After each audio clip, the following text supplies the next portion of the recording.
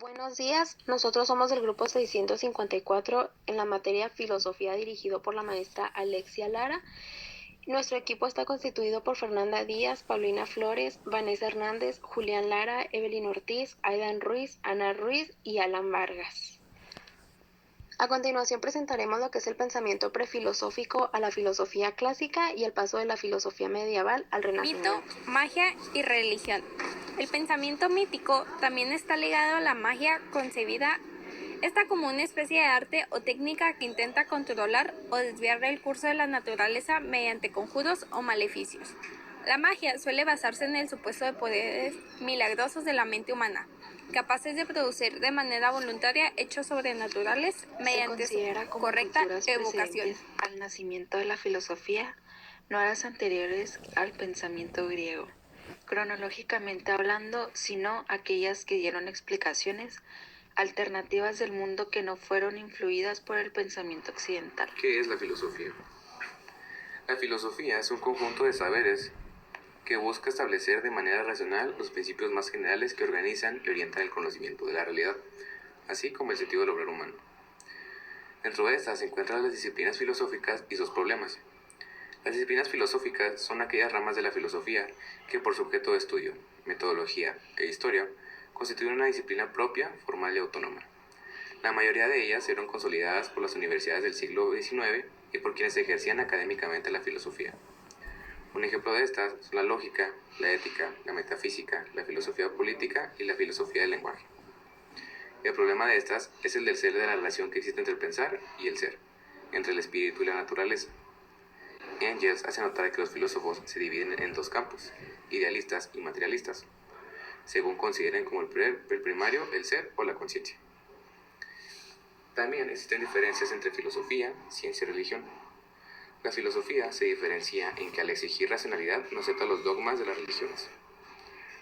La filosofía se parece a la ciencia en que ambas son saberes racionales y se diferencia en que la ciencia sigue una metodología experimental, mientras que los temas filosóficos no pueden estudiarse de ese modo a tratar de asuntos inobservables. La filosofía trata de responder a una variedad de problemas fundamentales acerca de cuestiones como la existencia y el ser, el conocimiento, la razón, la moral, la ética, el valor, la mente y el existencialismo. Y a lo largo de la historia, muchas otras disciplinas han surgido a raíz de la filosofía, y a su vez es considerada la base de todas las ciencias modernas por muchos autores, tanto a nivel de génesis histórica como a nivel de fundamentos teóricos. La disciplina ha existido desde la antigüedad en Occidente y Oriente, no solo como actividad racional, sino también como forma de la vida. La historia de la filosofía nos permite comprender su evolución, desarrollo e impacto en el pensamiento. Filosofía presocrática. Se refiere a la filosofía griega antigua, anterior a Sócrates o que aún no había sido influida por sus enseñanzas. Los filósofos presocráticos se interesaban por la cosmología, el principio y la sustancia del universo, pero sobre todo abarcaban el funcionamiento natural, la sociedad humana, la ética y la religión. El primer filósofo presocrático fue Tales de Mileto. La filosofía presocrática tuvo sus inicios en el siglo VI a.C., con tres miembros de la escuela de Mileto, Tales, Anaximandro y Anaxímenes. A pesar de sus diferentes hipótesis, todos coincidían en creer en la existencia de un principio único para la naturaleza y las cosas materiales. La filosofía presocrática se caracteriza por ser una especulación libre basada en el pensamiento reflexivo y racional y no en textos sagrados. Esta etapa se reconoce como la cosmología, ya que se centraba en comprender el origen natural de todo lo que nos rodea. Filosofía clásica, desde el siglo VI a.C. hasta el año 149 a.C.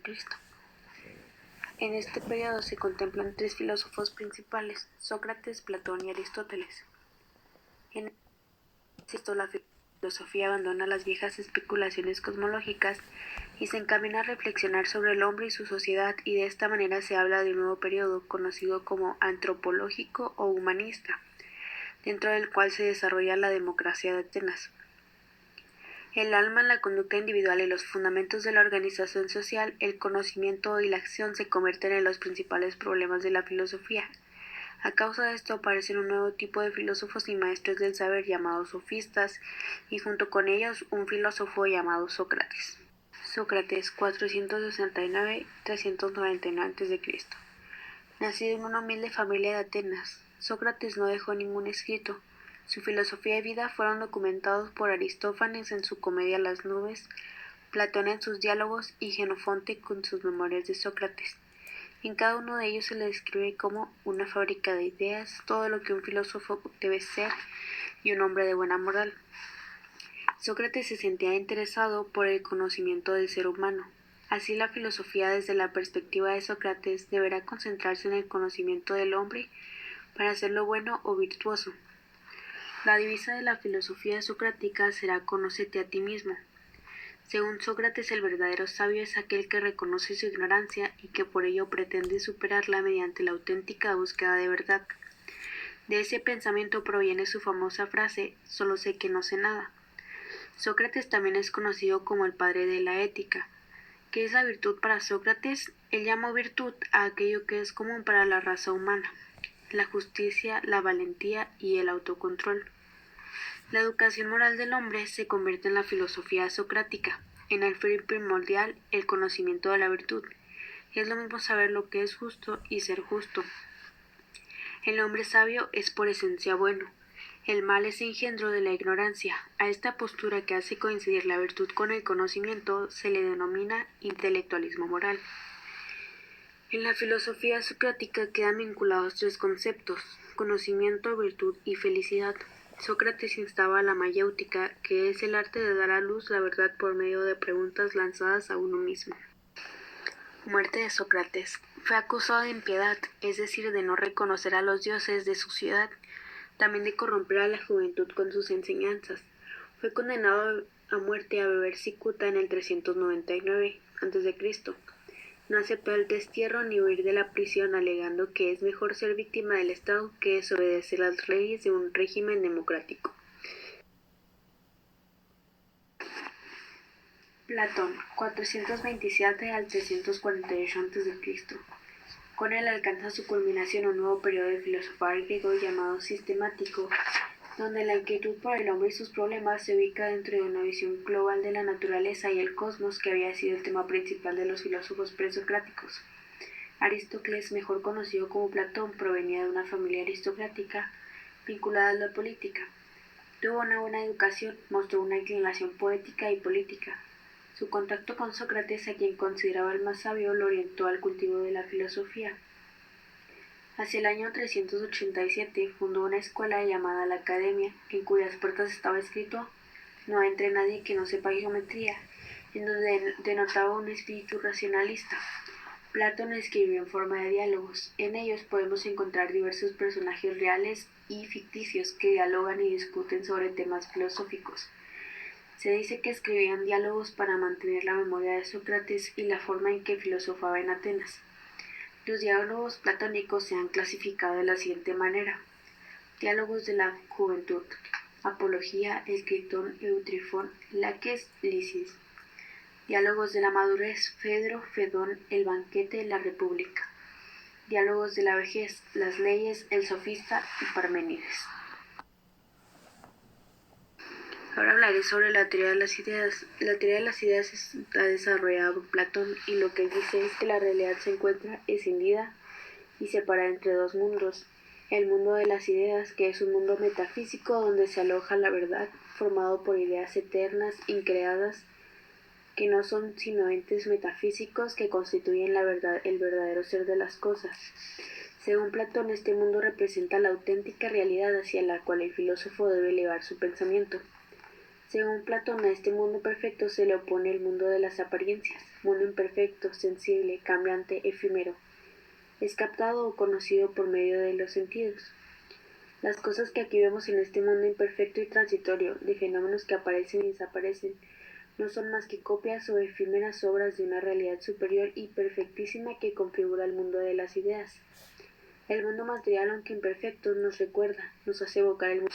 Platón trata de explicar la teoría de las ideas mediante el mito de la caverna, narrado en su libro número 7 de la República. Según este mito, la condición humana es semejante a la de unos prisioneros que desde su infancia han estado encadenados en una oscura y lóbrega caverna, obligados a mirar siempre la pared del fondo, Frente a la caverna cruza una senda encarpada por donde transitan seres diversos. Los resplandores de una gran hoguera proyectan sobre el fondo de la caverna las sombras vacilantes de las que pasan ante la entrada. Como los encadenados solo conocen las sombras, dan a estas el nombre de las cosas mismas y no creen que exista otra realidad de la que viven en la caverna. Un prisionero logra escapar de este inhóspito lugar e encuentra una salida. Al verse liberado, sus ojos se enceguecen por la intensa luz exterior, pero poco a poco se va acostumbrando al nuevo ambiente, hasta lograr observar la verdadera realidad. Entonces, al darse cuenta de que siempre ha vivido engañado, decide retornar a la cueva para liberar a sus compañeros del infortunio. Trata de convencerlos de la existencia de un mundo maravilloso, ideal y perfecto, pero estos no le creen y continúan viviendo en el reino de las sombras. El prisionero que se escapa es el filósofo que logra liberarse del mundo de los sentidos, pero que al regresar de la caverna no es comprendido por sus compañeros. Platón y el estado ideal. Platón nos dice que el estado ideal es aquel en el que prevalece la justicia. Platón coincide con su discípulo Aristóteles acerca de que la sociedad es una institución natural y que el hombre es un ser social por naturaleza. Además considera que éste se origina para cubrir las necesidades de los hombres. La sociedad, según Platón, debe estar dividida en tres clases sociales: los artesanos, que se encargan de satisfacer las necesidades materiales; los guerreros, que se encargan de la seguridad territorial; y los gobernantes, que se encargan de dirigir los destinos de las polis de acuerdo a la virtud y sabiduría. Para Platón, el gobernante debe ser un filósofo. Dice Platón que, mientras los filósofos no sean reyes o los reyes y príncipes de este mundo no tengan el espíritu y la virtud de la filosofía, mientras la sabiduría y la jefatura no se reúnan en el mismo individuo, las ciudades nunca dejarán de estar enfermas y el género humano no sanará jamás. Platón era partidario de la aristocracia, que es un sistema político encabezado por una élite que sobresale por su sabiduría, su virtud y su experiencia en el mundo. El ideal de Platón descansaba en una aristocracia seleccionada por la inteligencia, presidida por un filósofo rey encargado de hacer florecer la virtud y la justicia. Aristóteles, del 384 al 322 a.C. Fue el discípulo más importante de Platón, nacido en Estagido, Macedonia, en el 384. Estuvo alrededor de 20 años en la Academia de Platón hasta que falleció. En el 348, Aristóteles se trasladó a Asia Menor, en Asos, y luego a Mitilene y finalmente a la corte del rey Filipo de Macedonia, donde fue maestro de Carlomagno. Alrededor del 355 retornó a Atenas, donde fundó una escuela llamada el Liceo, donde sus discípulos estudiaban sus lecciones paseando alrededor de los jardines, por lo cual se les conoció como peripatéticos, que significa los que dan vueltas. Un tiempo después, debido a una acusación de impiedad, Aristóteles abandonó la ciudad de Atenas en 323 para refugiarse en Calcis, donde falleció en el 322 a.C. La obra de Aristóteles abarca casi todos los saberes de su época. En el saber teórico y especulativo destaca la metafísica, o ciencias de los primeros principios. En lo relativo a las ciencias prácticas escribe obras como la Ética Nicomaco y la Magna Ética. En el aspecto del arte figuran la poética y la retórica, y en lo que atañe a la vida social está la política. Es conocido también como el padre de la lógica, de los cuales destacan escritos como Categorías sobre la interpretación, Analíticos primeros y segundos, Tópicos y elementos sofísticos. La estructura integradora de la filosofía aristotélica se revela en la metafísica, que significa más allá de la física. Es un libro que trata del ser en cuanto ser, es decir, del ser en general y no de un determinado ser. También se habla de las 4 causas que nos permiten saber el porqué de las cosas. Aristóteles discrepaba con su maestro Platón acerca de la teoría de las ideas. Él pensaba que lo que Platón llama ideas no están separadas de las cosas, sino que forman parte de ellas. La brusca y radical separación entre los individuos y las ideas, entre la existencia y las esencias, o si se quiere, entre las existencias y unas supuestas esencias existentes, es para Aristóteles una falsa salvación de los fenómenos. Los fenómenos no quedan salvados y entendidos por la participación, sino por la radicación de la idea del universal en la cosa misma. De acuerdo con esto, la cosa es una realidad, una sustancia que entraña ciertas propiedades que pueden ser enunciadas. La noción de sustancia es fundamental en la ontología aristotélica en el ámbito de la metafísica. La sustancia es como un soporte o sustrato que permite características. Para Aristóteles hay varias clases de sustancias. Existen las sustancias concretas e individuales. Estas sustancias concretas, por su grado de existencia, son llamadas sustancias primeras. Las sustancias segundas vienen siendo los conceptos universales, los géneros, las especies, lo que Platón llamaría ideas. Estas no están estrictamente separadas de las cosas, por lo cual la estructura ontológica de la sustancia está formada integrada por dos elementos, materia y forma. Acorde con la teoría de la materia y la forma llamada hilemorfismo por su etimología, Aristóteles desarrolla su concepción del hombre. El hombre es para Aristóteles una unidad sustancial y no una unión accidental entre el alma y cuerpo como lo pensaba. Dentro de esta concepción, la materia o cuerpo ya no es un estorbo, una cárcel donde el alma está encerrada, sino una parte constitutiva o esencial del ser humano. De acuerdo con esto, el conocimiento del hombre se inicia a partir de los sentidos. Quien esté privado de sentidos no puede adquirir conocimiento. En el conocimiento encontramos grados de abstracción a la realidad física.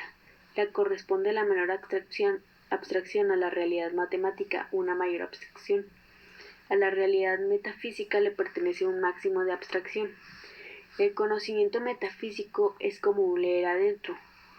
Un problema planteado por la metafísica, además, es el movimiento.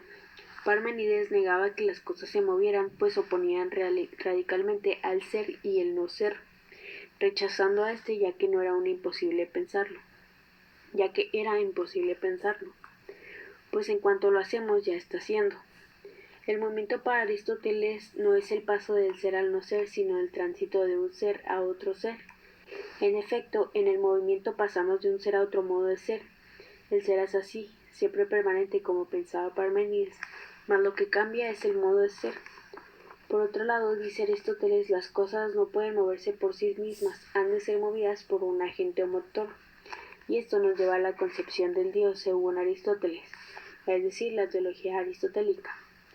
Para Aristóteles, Dios es un acto puro sin mezcla de potencia, es una forma inmaterial, es por tanto el máximo ser de la realidad.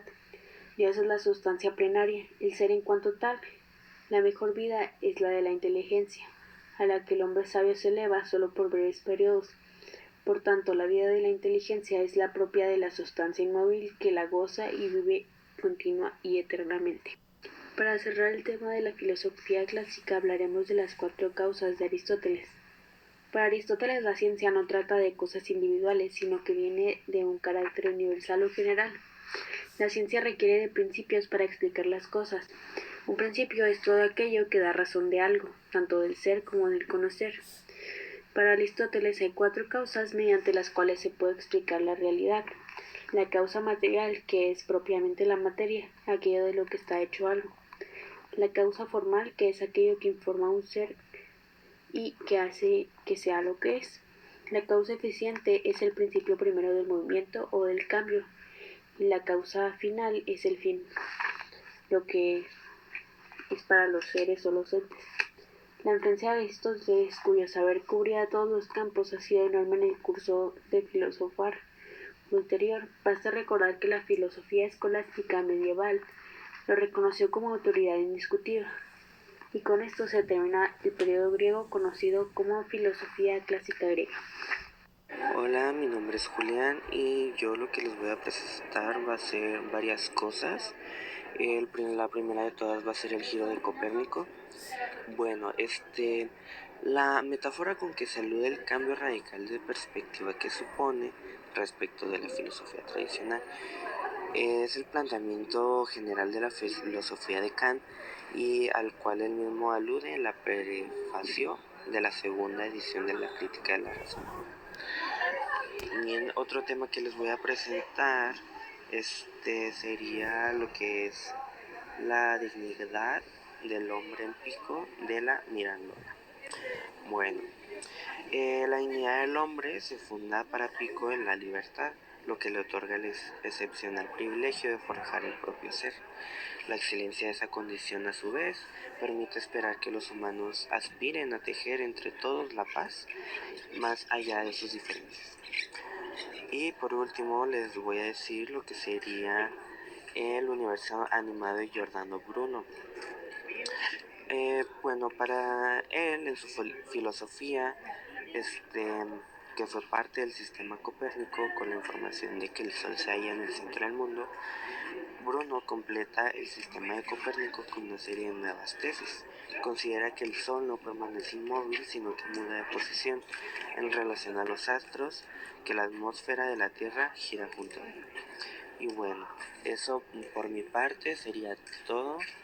La verdad es una sorpresa el cómo mucho antes de que la ciencia en sí avanzara ya existían filósofos que plantaban ideas del universo, las plantaban y lo acertadas que fueron, ya que la ciencia moderna lo descubrió y lo pudo hacer real. Filosofía medieval. El problema de Dios, la fe y la razón. En la Edad Media se presentó una crisis profunda de la cultura y la vida de Occidente, una nueva religión basada en la fe y la salvación del alma, el cristianismo. Este imprimió su huella entre la filosofía medieval y su empeño por reconciliar la fe con la razón. Bajo las inquietudes filosóficas y geológicas se presentan grandes pensadores como San Agustín, quien desarrolló su pensamiento etapa previa a la Edad Media llamada la patrística, y Santo Tomás de Aquino, quien desarrolló su pensamiento entre la Edad Media y Época Oro. San Agustín es uno de los filósofos más notables del cristianismo, perteneciente al periodo patriótica. Antes de que se convirtiera en cristianismo, San Agustín llevó una vida disipada, aborrecible y apartada de Dios, según sus mismas palabras. Estudió gramática y profundizó en los clásicos latinos, interesándose así en problemas filosóficos y religiosos. Elaboró una síntesis de la filosofía de Aristóteles con el cristianismo. Algunos de sus temas fundamentales de la filosofía agustiniana fue Dios y el alma. Según San Agustín, el alma es movida por el amor, fuerza activa. Santo Tomás de Aquino fue el reno de Nápoles, Italia, donde realizó sus estudios humanísticos, iniciando en filosofía y teología en 1245. En 1256 obtuvo su grado de maestro y al siguiente año ya enseñaba teología en la Universidad de París. Su concepción de la realidad era la perspectiva metafísica, acorde con los conceptos y categorías aristotélicos como materia, forma, acto, potencia, esencia y accidente. Su filosofía ha sido calificada de realista, acepta la existencia de una realidad independiente del sujeto que conoce lo que llamamos verdad, no es más que una adecuación del intelecto con la realidad. Tomás de Aquino retoma de Aristóteles la doctrina de las 10 categorías, la sustancia y los 9 accidentes.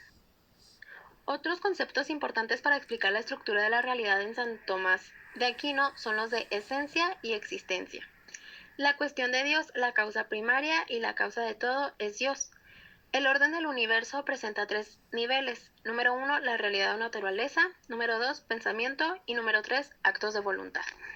Martín Lutero fue el representante de la Reforma Protestante debido a que él iba en contra de varias ideas de la Iglesia, por ejemplo, de lo que era el libre albedrío del humano, ya que el humano no tenía totalmente libre albedrío, ya que su vida siempre iba a estar dirigida por Dios. El libre albedrío se acababa hasta que Dios no le gustaba algo que hacía el humano. Por ejemplo, el humano no podía matar porque no entraba al cielo. El humano no podía ser rico porque no entraba al cielo.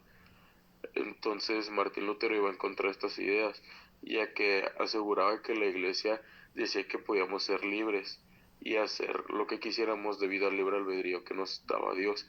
Mas sin embargo, nuestra vida seguía dirigida por Dios, porque había muchas reglas en ella, porque si no respetabas esas reglas simplemente no entrabas al cielo.